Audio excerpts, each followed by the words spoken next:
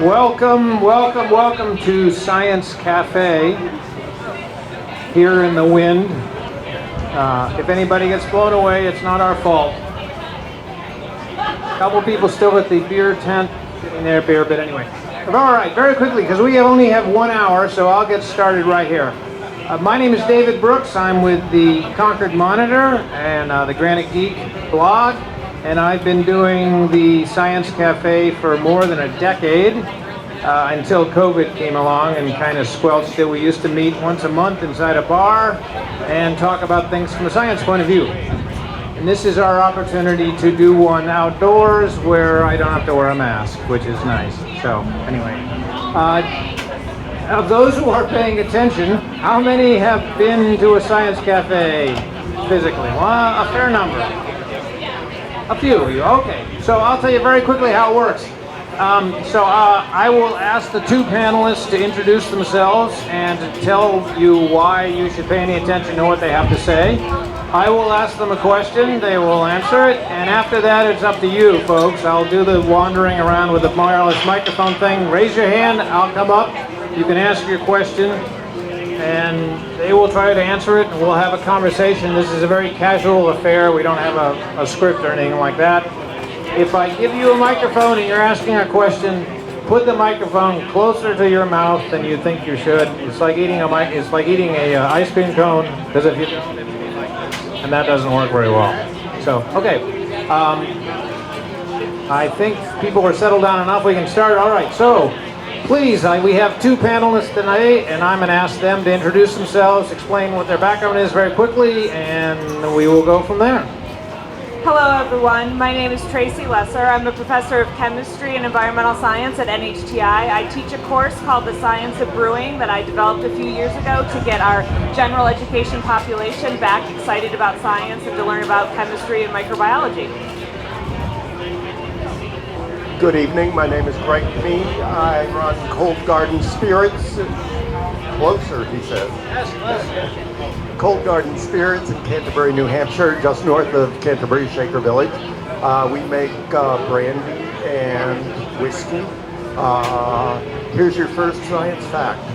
Brandy is made from fruit, whiskey is made from grain. All right, and with that as an intro, I will plunge into the really sort of basically stupid question from a person like me who has never homebrewed or anything. So, by the way, for those who are wondering, we don't have wine tonight because you can only handle so many things in 1 hour. So I'm sorry we're missing sort of the third way of making alcohol. No offense. So from my point of view, brewing and distilling are kind of sort of the same thing. I mean, you're starting out with a few usually organic ingredients and somehow making them become alcoholic. So can you quickly explain what is the difference between distilling liquor and brewing beer?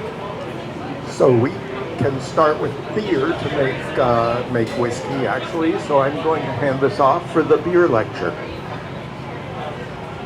So the process begins the same for both, where you have a grain, you steep it, you extract the sugars out of it, and once you've extracted the sugars out of it, you can let the yeast do their job. And they're amazing little critters. They'll jump in there, they'll eat everything they can. But our finished product is usually never more than about 10% alcohol. The rest of it is residual sugars, water, and other particles. So that's where my friend would do the rest. So if we're making whiskey, we can start with beer. That would be the Scottish way of doing it.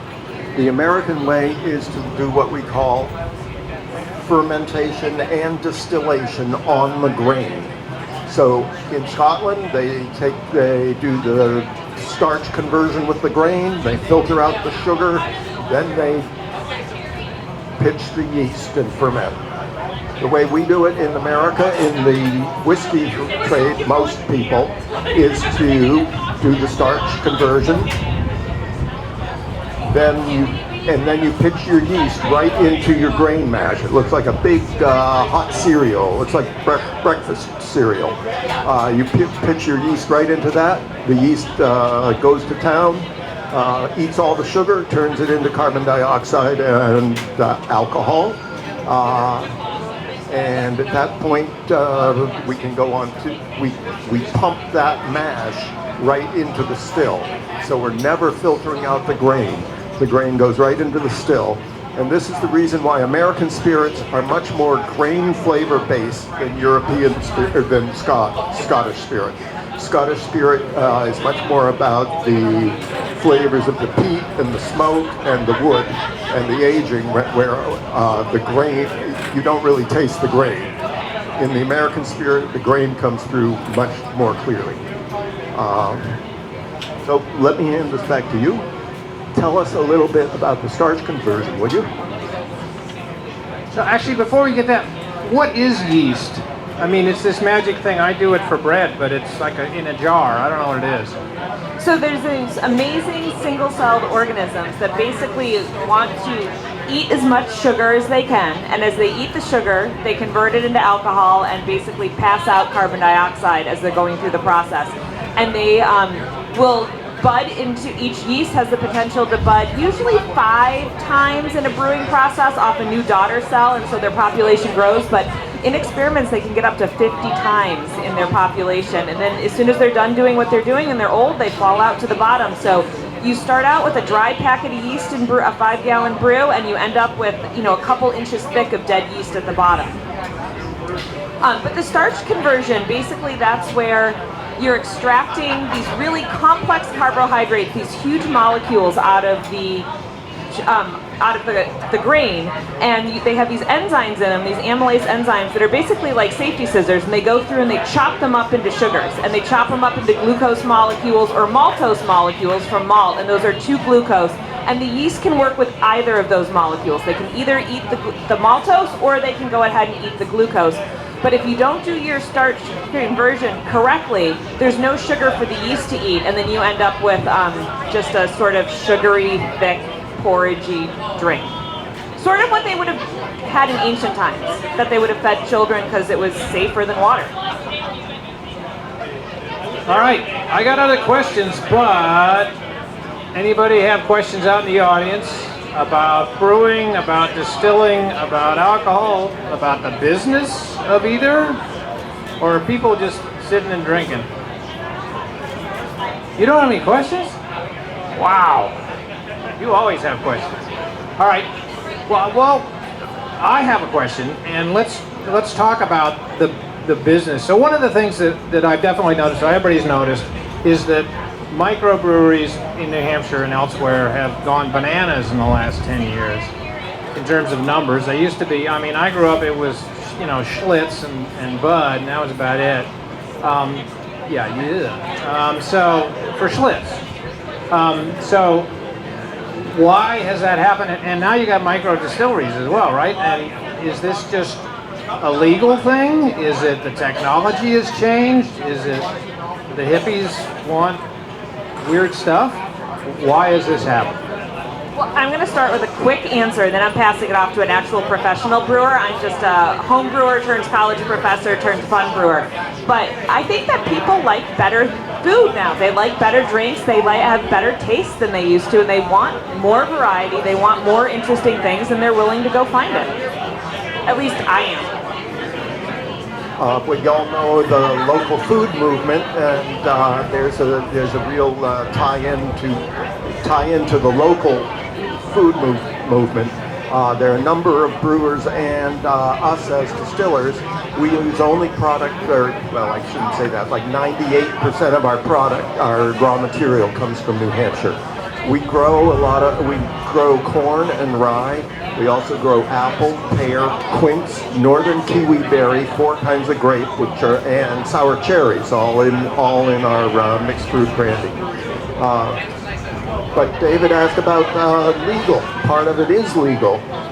We all know prohibition's shut down brewing and distilling and winemaking in this country for many years.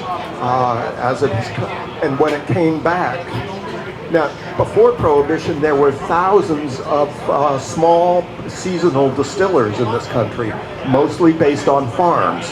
The reason for this is because it's a method of value-added product and a method of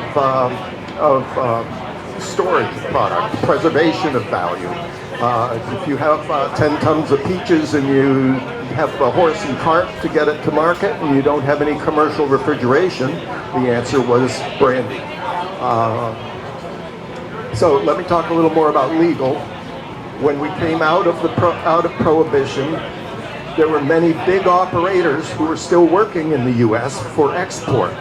So the big companies were ready to jump into the market, filled the market, and also there was no provision in the law for the small-sized brewer or winemaker or distiller. So as the laws have slowly opened up, and it's two layers of law, it's not only the state law, it's the federal law. So actually, Annie Custer was one of the people who put in the bills into the state legislature for home brewing and winemaking, as I understand. So it happened one at a time, and then finally the distillers got opened up only about 8 years ago. So is a small distillery a viable business? No. Actually, Could you expound on that, sir?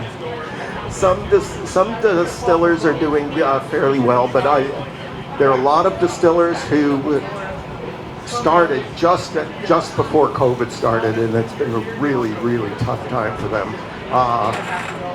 I'm fortunate in that this is a retirement business for me. I'm not dependent on it. The big issue is I didn't borrow money to do it, and a lot of the other operators did. And I encourage you to go down to Steadfast Distiller down on Hall Street. Great guy and interesting product.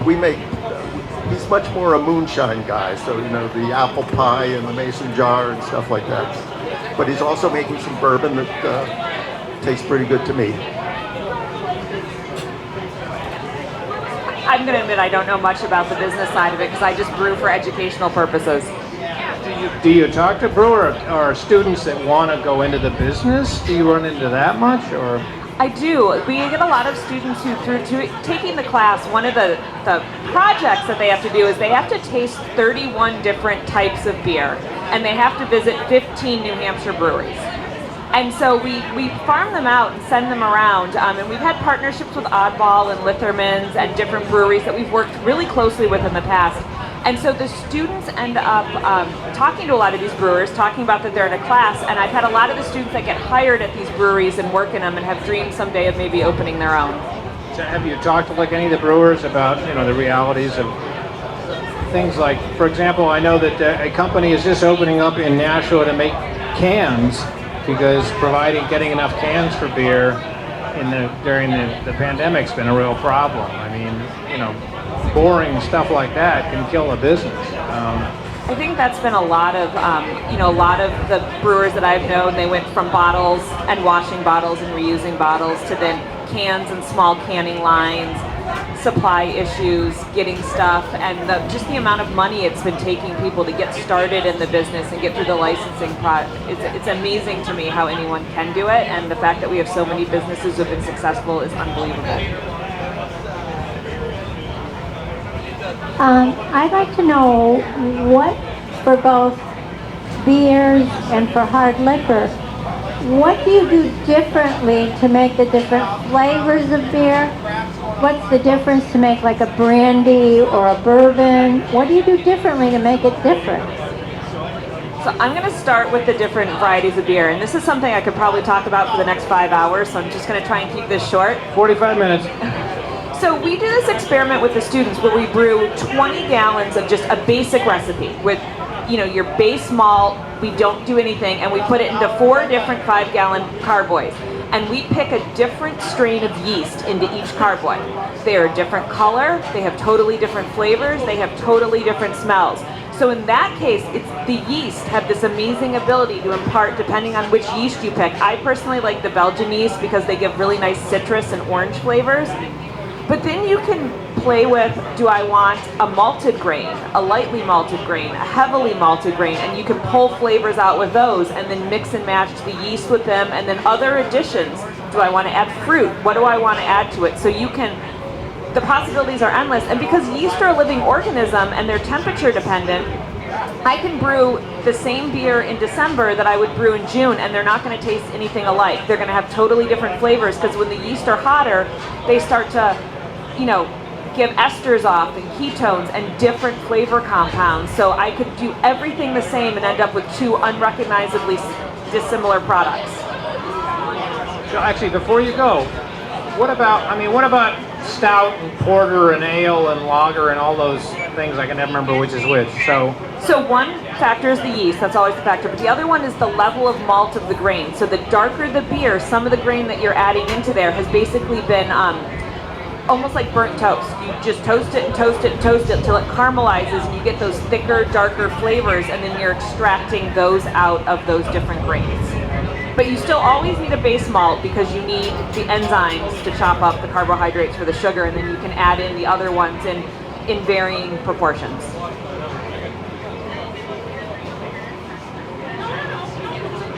So grain,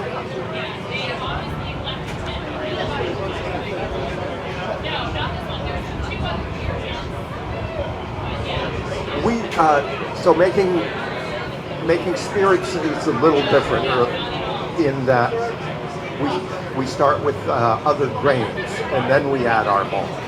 We'll be using, so we want to make bourbon. Bourbon, by law, must be more than 50% corn. So we'll start by cooking our corn, and then we'll probably add some wheat, make a wheated bourbon. We get it softened up, we get it to the right temperature, and then we add our malt. The malt then provides our enzymes to do the starch to sugar conversion. Yeast also makes a difference. We use a European whiskey yeast, an American whiskey yeast, and our brandy we use mostly champagne yeast. So there are a lot of other things that affect the flavor. Where do we start? Let's talk about heads and tails. The heads of your distillation are going to have a lot of acetone, a lot of methanol, but at the end, when you start getting into the ethanol, there's some that's where the most delicious fruit flavors come in, right at the very head, and then as you run through, you start getting other things at the tails. There's fusel oils, all sorts of things. We call them they say they smell like wet socks, and they do. Then we get into barreling, but let me pass this back, and because you've got another, you skipped the whole hops thing. How could I forget the hops? So depending on what you're brewing, you pick hops, and sometimes NHTI has an amazing brewing library. So if anyone wants to homebrew, you can get a subscription to the NHTI library, and there's thousands of books there. But you can go through a book of hops and read the catalog for this one is citrus, and this one is grass, and this one is hay, and this one is orange, and this one, and you can really tailor that. You can either go extreme, you can go weak, how much you add, at what time you add it. If you add your hops at 60 minutes, it fully isomerizes, which it changes its chemical composition, and you just get bitter. You don't get any of the other flavors. But if you add it at 30 minutes, at 5 minutes, at 0 minutes, the whole hop flower, you get completely different flavors depending on how you add it. So at every step of the way, you get something new. The good thing about beer is you can't mess it up. You can make something you don't like necessarily, but you can't hurt yourself with it, and you can't go bad. Whereas with liquor, you can hurt yourself. I was a reporter in Virginia, and I almost got a job in Richardson County, I think it was, which at the time was the moonshine capital of the United States. And one of the parts of the beat was reporting on people who died from their homemade liquor. What is it that kills you in your homemade liquor? That's in the heads. Acetone and methanol. And it is nothing to mess around with. How do we tell when the heads are gone, and we're into the ethanol? Well, a lot of people say taste it and smell it. Well, it's not really a great idea. There's a lot of poisons in that stuff. So we do it by temperature and by volume. So that's the danger of death. Well, no. Blindness. There's the other part where people drink too much, of course. Yeah. So can you do home distilling? Is that legal? No. No. Okay. All right. I didn't think so. Many people do, and I don't. Nobody's going to bother you unless you're doing a lot of it, especially if you're trying to sell it. Much of this is about the tax dollar. In fact, the American Revolution was paid for with the alcohol tax. So I have a question about malt, and how do you make malt? I've heard the term malted barley, for example. How many kinds of malts are there, and do they play a role in both beer and whiskey? Okay, so you're asking me to take two 90-minute lectures and, pare it down to about 5 minutes, but we can do this. We get academic credit for this, don't we? Of course, of course. So basically it starts with a plant, right? It starts with barley. And so when the barley's ready, when it has a certain percent moisture in it, they pick it and they dry it, and they dry it down to nothing, because the moment you dry it, all the enzymes stop working. They go dormant and they just stand there and they don't do anything. Then the malt house comes along and they say, all right, we need to make this kind of malt or that kind of malt. And they add water back in, and that water makes the enzymes go, oh, hello. And then they start chopping up the sugars and the really tough hull. Anyone here ever tried to eat raw barley? It'll break your teeth. And so the enzymes start chopping it up so that the sugars can leak out. Once they get to a certain amount of color and, it's been a couple days, then they dry it back out again and they ship it out. And so basically what you want is the little bit of root to grow and a little bit of leaf, and then you want it to end. But let's say you want a stout. So now you're going to start cooking those malts longer and actually caramelizing the sugars on the inside of them, which kills the enzyme. So now you don't have the enzyme anymore that'll cut up the sugars later. So you'll mix it with a lighter malt that still has its full enzyme capacity. And so you can basically go from the lightest color that you can imagine all the way up to almost burnt, and so everywhere in between. This is something that it's probably possible to do at home, but with the way you have to maintain the temperatures, and if you watch these videos of how malt houses do it, they're really good at their job.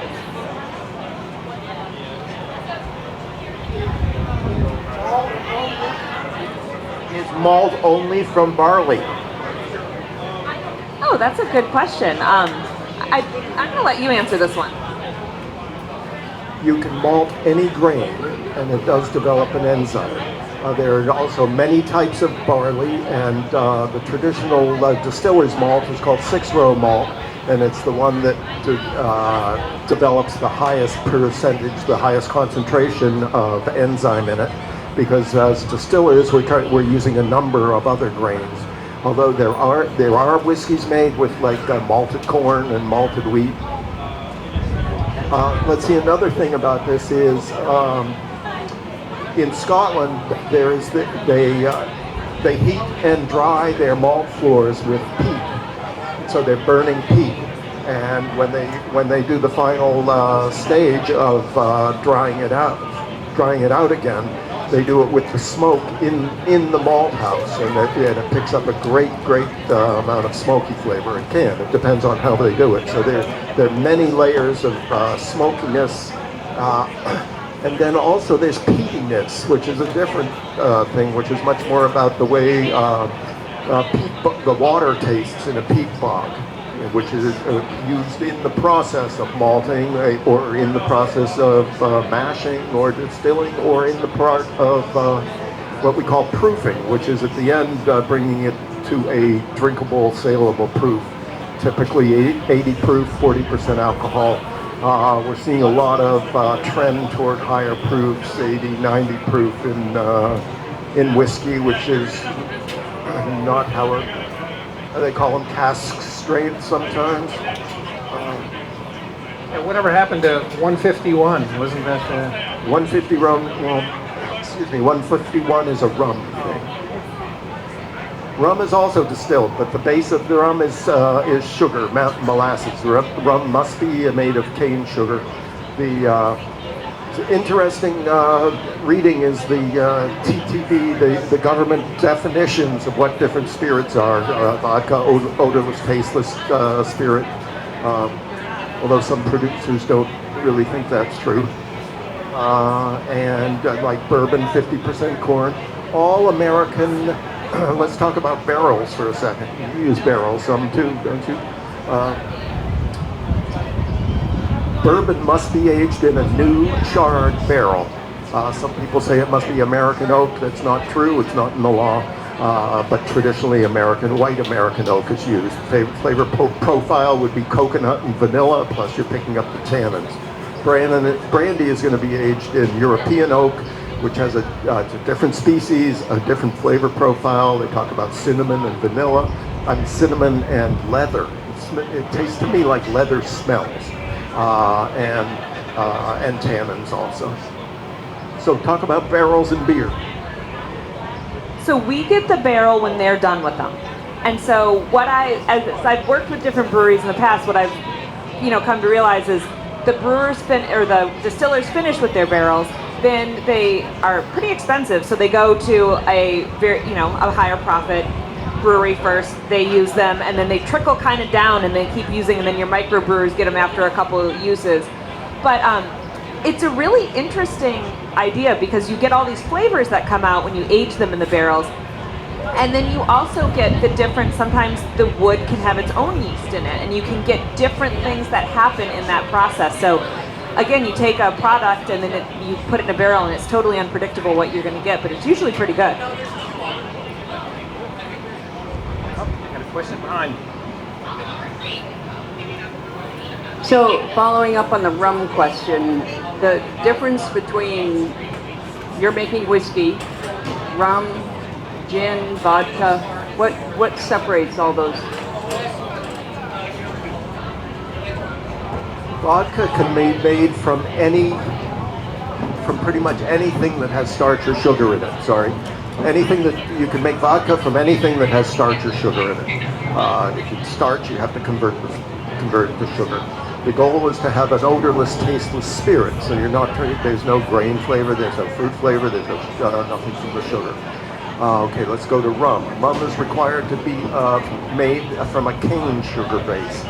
Rum is probably the easiest thing to make, and many small distillers start with rum. You order pallets of molasses, dump it into a barrel, throw in the yeast, and go to town. Gin uses a neutral spirit base. So it would be like a vodka. You're starting with the vodka, and then you're infusing it with your botanicals. There's several ways of doing that. One way is to just dump botanicals in and let it sit, and then filter them out. Another way is to throw them into the still pot with your neutral spirit, and then redistill it with the botanicals in the pot. There's another version. What do you mean by botanicals? Pretty much anything that grows is a botanical, but what the law says, it must have a juniper forward flavor if it is gin. So there's a lot of juniper berry in it. Let's see, bergamot is a traditional one. I don't make a lot of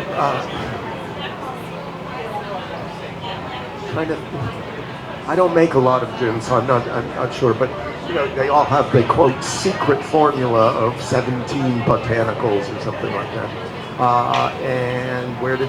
So I hit gin, I hit vodka, I hit rum. How about the different whiskeys? Scotch, Irish, Canadian? Irish must be made in Ireland. It must be aged for 3 years and 1 day. It has a lot of oat in it. It has more of an oat profile in the grain flavor. It's usually lightly oaked, so you get some of the grain flavor coming through. Scotch, obviously made in Scotland. It's a barley base. It's using typically malting. They have a lot of malting houses in Scotland, and they export malt a lot. But the smokiness and the peatiness is the traditional Scotch flavor profile. Interestingly, because the U.S. requires a new oak barrel, when the big distilleries are empty 1,000 big new oak barrels to get the bourbon out of it, they can't use them again. So they break them apart, put them on pallets, and ship them to Scotland because they're frugal. So your Scotch is aged in typically a used bourbon barrel now. It used to be in used wine barrels before the bourbon trade became such a big thing. Canadian is typically a rye blend, and the aging requirements are different in Canada. So it is typically not in a new barrel. The economics of new barrels is prohibitive, and they're typically blends, whereas typically a blend from a number of distilleries put together by a blender.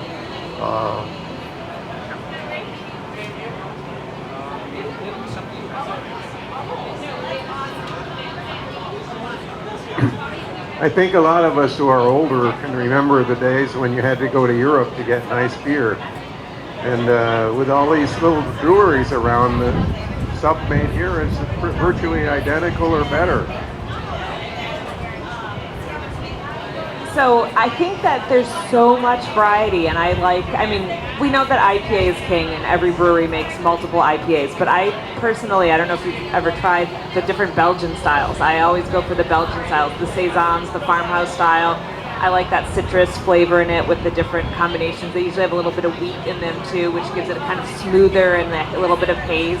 But you're right, you can get amazing stouts now with all kinds of different flavors in them, and then all the seasonal ones, the sours are coming out now, the different wheats, the summer ales, a lot more citrus, a lot more fruit, a lot more creativity in the beer, and so much just here within walking distance of what we have that, you don't need to go far. What's with IPA? What's with the IPA explosion? Is that just people like it, or are they easier to make, or? A good IPA is actually really hard to make because first you need an amazingly solid, good recipe. And it's easy to disguise it with you can throw a bunch of hops in and do anything, but a good IPA is an amazing beer with the balance of the hops and the balance of the yeast, and a bad IPA, in my opinion, is undrinkable. So there are very good IPAs in town, and there's some really good ones right there on that you can go get over there. But everyone likes IPA. I don't know if it's that they like that flavor, they like that bitter, and it's crazy to me because when we think about bitter, we think about how we evolved as humans and how we evolved to think that bitter means death. We get something bitter in our mouth and we want to spit it out, right? Because that's a poisonous plant, that's a poisonous food. And now we go for the more bitter beer, the better. I personally, I'm not a big IPA fan. I think my description of them is they try too hard. It's like, they say, hey, look at me, I don't know. But to each their own. So. Give me a good farmhouse ale any day. Okay, I love IPAs, that's my best. But what's the difference between West Coast and East Coast? Is that a marketing thing, or is there truly a difference? Oh, I'm not the expert to answer that question. Do you have a... I think it has to do something with the hops. In fact, I know it has something to do with the hops, but I'm going to let you get into more detail. I'm not a beer maker either, but there is definitely a difference between West Coast and East Coast flavors. They talk about Cascade hops as a West Coast hops. And so, how would I describe the difference? I don't know. Just like you. Any other questions before I go to a repeat? Anybody there? I'd like to go back to enzymes and yeast. The enzymes, I understand from what you said, comes from the grain. The yeast, you talk about different kinds, Scottish yeast, English yeast. So it sounds like the yeast are like breeds. like cat breeds, dog breeds. So the yeast have nothing to do with the enzyme? No, so the enzymes the barley has the highest percentage of enzymes. 6-row barley has the most, 2-row barley is the next, and then it has to do with the malting process, how much you have. But you basically have 2 main enzymes of the amylase enzyme. And their job, they're literally like little scissors, and they take a big fat carbohydrate, and they just go down the line, and they chop it into little pieces. And so now you have a sugar solution. And that sugar solution, once you pitch the yeast can digest the sugars, but they can only digest maltose and glucose, and sometimes a triose, which is 3 glucose molecules, and fructose, but they like one or the other. They kind of tool themselves up, and they eat one kind of sugar, the easiest one, the glucose. Then they'll go eat the maltose, and then they'll keep working their way through. But there's different, the strains of yeast are kind of like breeds, and they've been very specifically bred, and you can, when you order from a yeast house, you can read through their descriptions. It's like a catalog of plants, right? It's really exciting to go through the catalog. You can read the flavors, and they come in, you can either get them as liquids or as dried yeast, and then they're pure. Some brewers cultivate their own yeast, and then they save them, and they take, and you can rebrew a couple times. We did an experiment with one of the local breweries a couple years ago to see how many times we could repitch a yeast till the flavors, or till it started producing this compound called diacetyl. Diacetyl is that imitation butter popcorn flavor. And so when the yeast are really old and they've gotten too many generations, they like to throw that flavor off a lot, and brewers don't like that flavor. And so then they stop, they get a fresh from there and then grow them up again.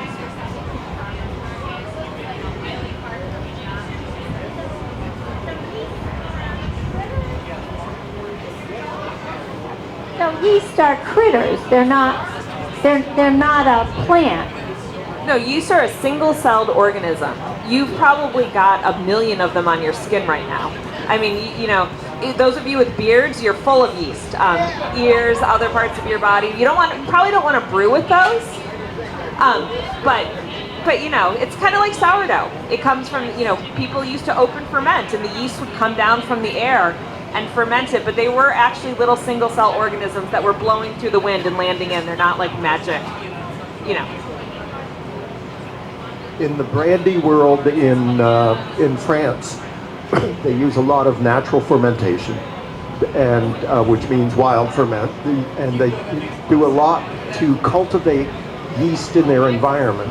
When they finish, when they take the stillage out of the still, or after fermentation, the leaves from fermentation, they'll actually spread it in their orchards and vineyards to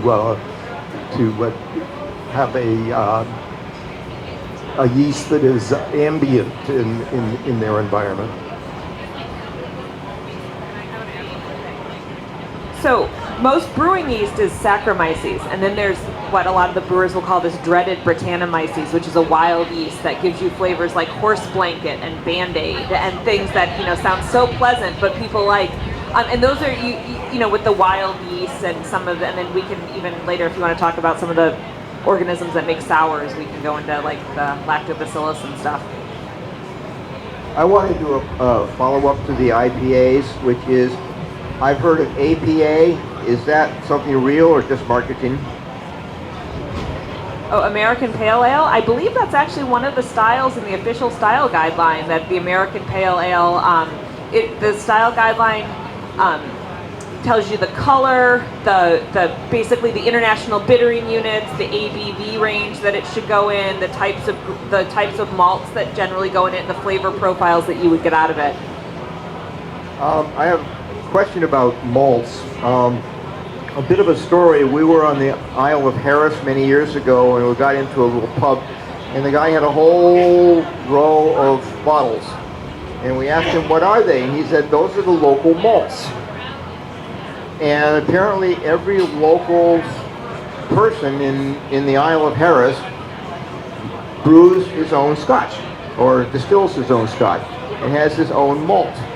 And are they all starting with the same grain? Are they all starting from corn, for example, to make, not corn, because that makes bourbon, but are they all starting with the same grain to make scotch? And also, what about Irish whiskey? Well, it sounds to me like you're in a really small crofting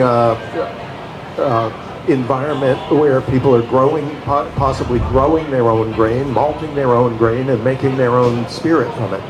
Malt, they're using malt as a name for Scotch whiskey. It's all called. It's a barley-based spirit. Scotch is barley-based, yes. And what was your other question? Irish whiskey. Scotch. Both Scotch and Irish whiskeys have to be aged for 3 years and 1 day before they can be sold. That's one thing about them. Also, Irish has a lot of oat in it. Oats is a big part of the mash bill. Absolutely, yeah.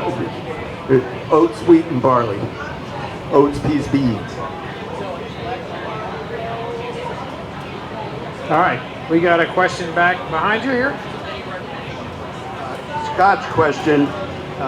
Other than the level of peat and maybe the differences in barley, what accounts for the taste profiles between Highlands, Speyside, Jura, Islay, and other factors in Scotch, and how much does the water matter? It's much touted. So the difference in those flavors are all about the amount of smoking on the malting, and about how much peaty water is used in the process.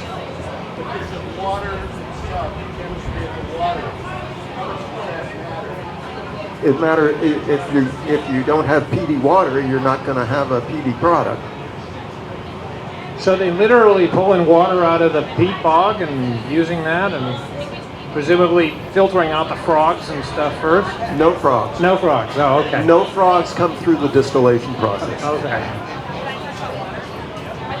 So I'm going to talk about water for a minute because my original background is a geochemist. So water is my game, and water is what I like. And you can, and that's the other thing with when we talked about you can brew 2 recipes of beer, but if you use 2 different water supplies, if you go to the Midwest and you use a limestone-based well water versus a New England granite-based well water, your yeast are going to behave differently, your enzymes are going to behave differently, you're going to pull different flavors out, and you're going to highlight different flavors. So the water matters, and when you talk to a lot of the little microbrewers in town, they change their water. They work on the pH, they test the pH, they test the calcium, they test the magnesium, they test the zinc. If you don't have zinc in your water, so if you tried to brew with distilled water, your yeast wouldn't do anything. They would die immediately because they need they need the little bit of zinc, they need the magnesium, they need the calcium in water.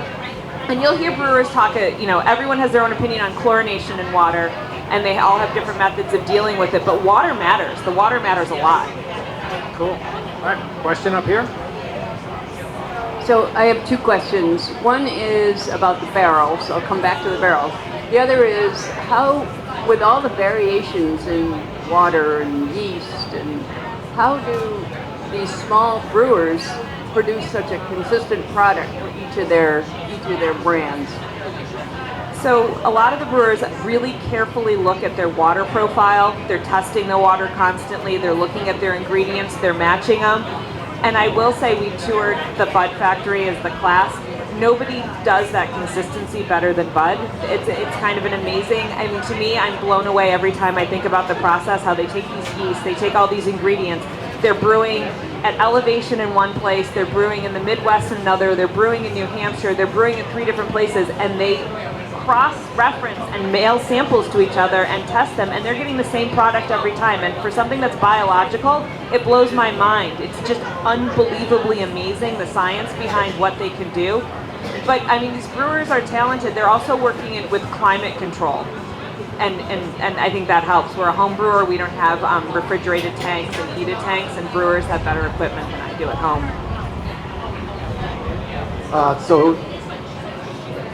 So to put that in a nutshell, you're correcting your water. Your water comes to you. You check the pH.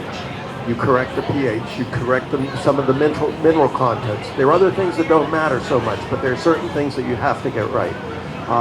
And then there is the nature of your water source, and a lot of people feel that they've learned to work with the water source that they have. They know how to make the corrections they need to make to work with the yeast that they make to make the beer that they like.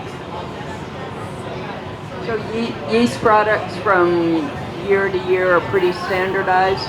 If you go to that catalog.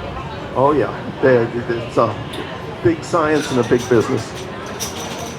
My other question is about the barrels for U.S. brewers or U.S. distillers who said they could only use new barrels. Why is that? Why can't they reuse them? It's a matter of law and I often wonder about this and wonder if in the old days there was a barrel law that decided that.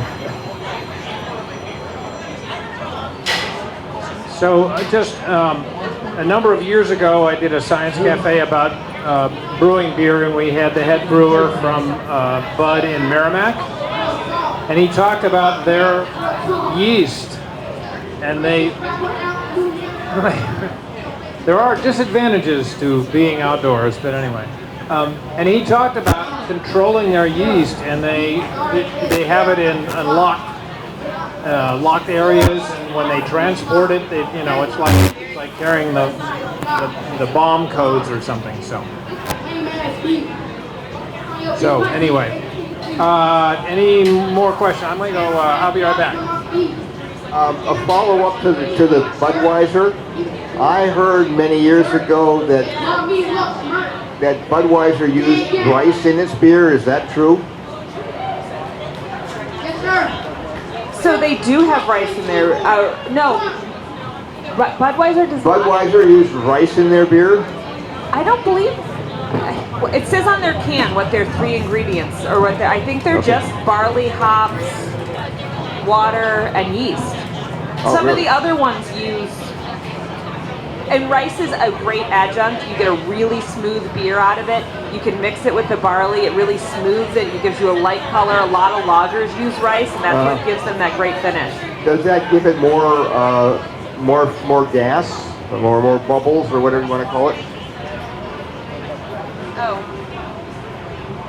Well, so typically when the yeast are working, all of the CO2 bubbles off, and big brewers then capture that CO2 to add it back in later.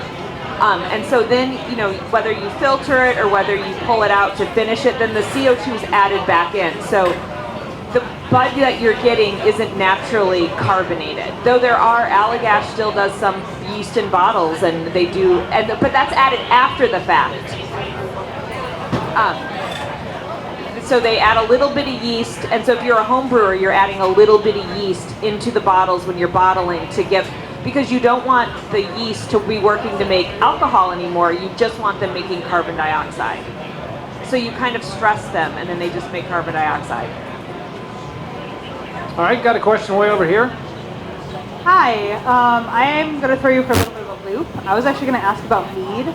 So I've noticed that when I drink American mead, it's more like a beer. It's very, almost with a bitter taste to it and somewhat carbonated, but European tends to be more like wine. I was wondering if there's like some historical context to that, why American tends to be a little bit more beer-like. Well, I'm going to start the answer by saying I don't think I've ever had a European mead, but now I'm very much need to go get one. And I don't drink a lot of American mead because honestly I can't afford to drink as much American mead as I would like to. So Bunratty is actually an Irish one that I particularly like, if you want to try that one.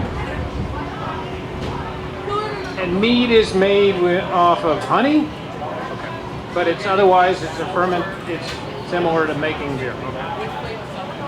Okay, cool. So what happens if you try to make beer with the yeast I use to make bread?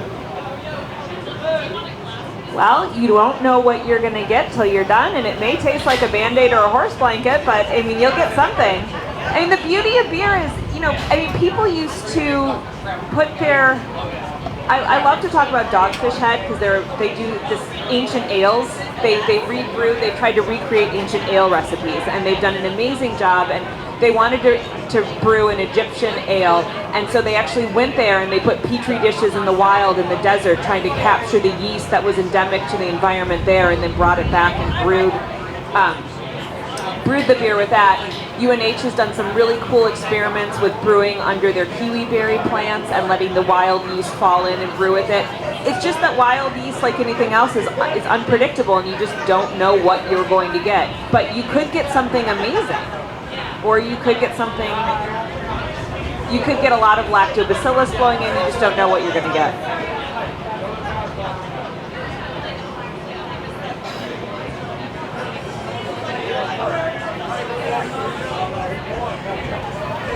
I was in West Africa decades ago, and the people there used to make corn beer.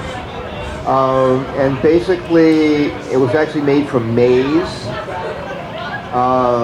And they would mash it, and somehow or another it naturally fermented. And they would let it brew for 3, 4, 5 days. When it was young, it was very sweet. And after it aged a little bit, it became a bit sour. And I'm wondering whether if we were to take that another step further, would we have sour mash whiskey? The process, the fermentation process is very similar. Sour mash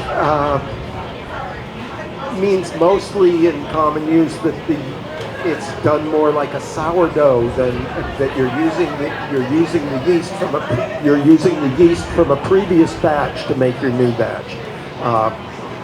And let's see. I have a question for you. I have heard that in Mexico they make corn beer, and how do they do the starch to sugar conversion with their corn? Did in the ancient times. So it's the most fascinating process, and apparently Dogfish had also recreated this one, and they did it at a big event. But corn does not have amylase enzyme with it, so you need a different enzyme to do it. So this beer, Chicha, which is a South American beer, you would actually chew the corn, and the enzymes in your spit would digest the corn, and then everyone would spit into the mash tun. And then they would let the yeast fall from the sky, and then it would naturally ferment the beer. And through the fermentation process, and this is where I think brewing beer, if you're nervous about it, when you start with the fermentation process, even the mashing process, it keeps dropping the pH. And once it drops the pH below about a 5, pathogenic organisms, things that harm humans, can't survive. So you could get lactobacillus in there, you can get things that sour it, but you can't get things that are going to kill you or make you sick. You're not going to start growing the next superbug. So it's an interesting process. So any of the stuff that was in that saliva is gone, and you're making this beer, or this fermented beverage, and adding other things into it. And then I've never tried it. I'm not tempted to get a group of friends together and start chewing corn and spitting it into a vat and fermenting it. Please let the monitor know if you do. We want to cover it. But I guess Dogfish did this at an event. They had a fundraiser, and they had all the guests at the event chewing corn and spitting into it, and that was one of their ancient ales that they recreated. They have a great book about it if you're interested in homebrew. I followed all the recipes in the book. Sometimes it takes me 6 months to source the ingredients. And then they have food recipes to pair with it, so you can do it. I made a South American ale that used a lot of chocolate and coca. And it was supposed to be a sacrificial beer, and I had to dye it red with the netto seeds, and it was not very good at first. But a year later, when I pulled it out and it aged, the honey melded with the malt. It was fantastic. It was excellent, but it was one of those that needed to age, and it was not good until it aged.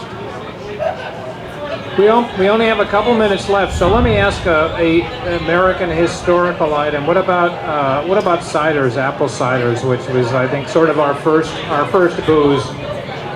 So I was thinking I should talk about that because of what you said about the pH dropping and pathogens not being able to survive. In colonial America, there was much more cider, slightly fermented cider, drunk than there was water drunk. The water sources were all tainted, as any open-head well is going to be tainted with many different pathogens. So a slightly fermented cider was a much safer drink than water, and